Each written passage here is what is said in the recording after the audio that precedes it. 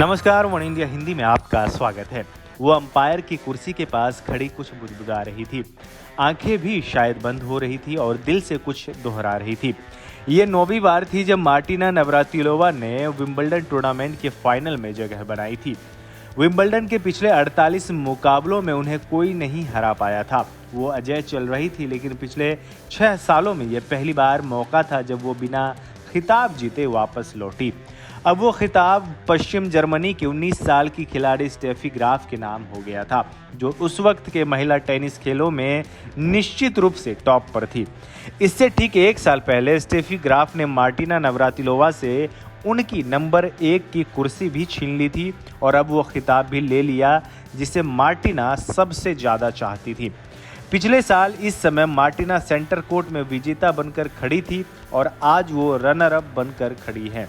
इस बार उनके हाथ में सिल्वर प्लेट नहीं थी।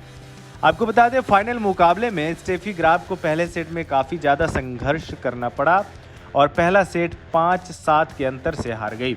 लेकिन अगले 2 सेटों में स्टेफी ग्राफ ने मार्टिना को संभलने का कोई मौका नहीं दिया। 6-2 और 6-1 के आसान सेटों में उन्होंने मार्टिना नवरातिलोवा को हरा दिया। साल 1988 में स्टेफी ने सबको हराया और साल के इस समय तक के 3 ग्रैंड स्लैम वो जीत चुकी थी। उन्होंने ओलंपिक गोल्ड भी जीता और अब सितंबर में होने जा रहे यूएस ओपन को भी जीतना स्टेफी का लक्ष्य था।